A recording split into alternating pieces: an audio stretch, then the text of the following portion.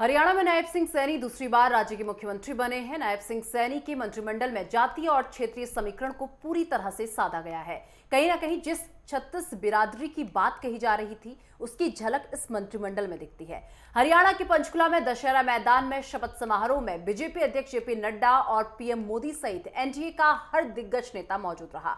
कई केंद्रीय मंत्री, कई राज्यों के मुख्यमंत्री और उप मुख्यमंत्री की उपस्थिति में एनडीए ने एक तरह से आने वाले राज्य विधानसभा चुनाव के लिए अपना शक्ति प्रदर्शन किया। इस खास रिपोर्ट को देखिए।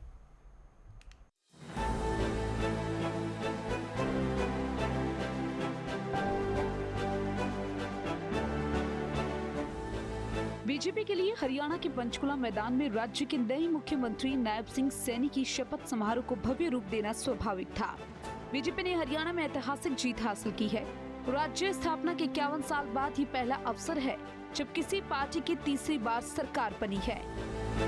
नायब सिंह सैनी दूसरी बार राज्य के मुख्यमंत्री बने। राज्यपाल बंडारू दत्तात्रेय ने उन्हें पद और गोपनीयता की शपथ दिलाई। नायब सिंह सैनी के मंत्रिमंडल जाति, बिरादरी और क्षेत्र के समीकरण को साधा गया है। 5 ओबीसी, 2 जाट, 2 ब्राह्मण, 2 एससी को जगह मिली, जबकि पंजाबी, राजपूत, वैश्य बिरादरी से एक नेता को जगह मिली है।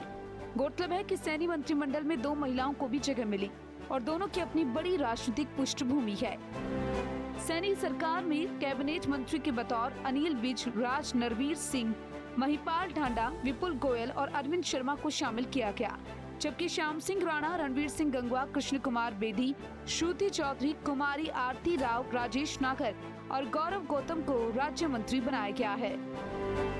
नायब सिंह सैनी राज्य में दूसरी बार मुख्यमंत्री बने। नायब सिंह सैनी लाडवा सीट पर जीत कर आई हैं। वह हरियाणा में बीजेपी के ओबीसी चेहरा है। 12 मार्च 24 को नायब सिंह सैनी राज्य में पहली बार मुख्यमंत्री बने थे। इस विधानसभा चुनाव में एक तरह से बीजेपी ने उन्हें सीएम का चेहरा बनाया था। 3 बार के विधायक नायब सिंह सैनी के पिता सेना में रही। 1962 और 71 की जंग उन्होंने लड़ी है। नायब सिंह सैनी के बाद अनिल विज को मंत्री पद की शपथ दिलाई गई। पंजाबी बिरादरी से आने वाले अनिल विज हरियाणा में बीजेपी की कद्दावर नेता है।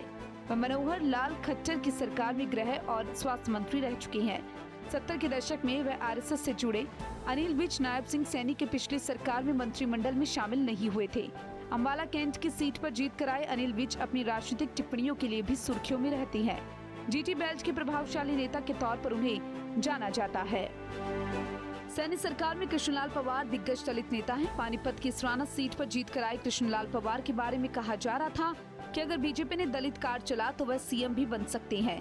कृष्णलाल पंवार 6वीं बार विधायक बने हैं। लोकदल से बीजेपी में आए कृष्णलाल पंवार 2015 से 2019 में विधायक भी रहे।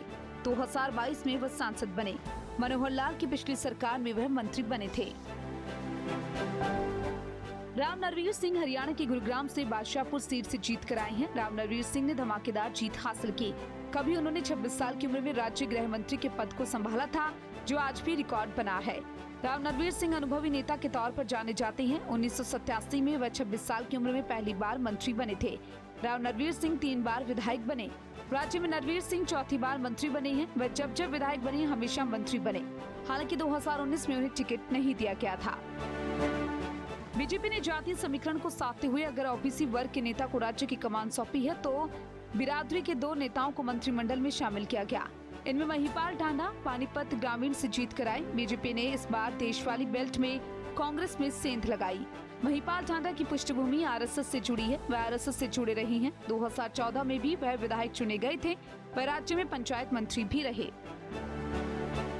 फरीदाबाद में बीजेपी को सफलता मिली है। यहाँ से विपुल गोयल चुनाव जीते हैं। विपुल गोयल पहली बार 2016 में मंत्री बने थे। इस बार उन्होंने 48,000 से ज्यादा मतों से जीत हासिल की और नायब सिंह सैनी कैबिनेट में उन्हें जगह मिली। अरविंद कुमार शर्मा हरियाणा में बीजेपी का ब्राह्मण चेहरा है। सोनीपत की गोहाना सीट पर वह जीत कर आए। यह वही गोहाना सीट है जो चुनाव प्रचार में जलेबी के लिए सुर्खियों में आया। अरविंद कुमार शर्मा 2019 में कांग्रेस से बीजेपी में आए। डेंटल सर्जन से राजनीति में आए अरविंद कुमार शर्मा 4 बार सांसद रह चुके हैं। 1998 में पहली बार सांसद बने। नायब सिंह सैनी मंत्रिमंडल में राजेश नागर को राज्य मंत्री स्वतंत्र प्रभार बनाया गया है। पिंगाव सीट से जीतने वाले राजेश नागर गुर्जर समाज से आते हैं। वह पहली बार 2019 में विधायक बने। राजेश नागर पूर्व मुख्यमंत्री मनोहर लाल और नायब सिंह सैनी के काफी करीबी माने जाते हैं।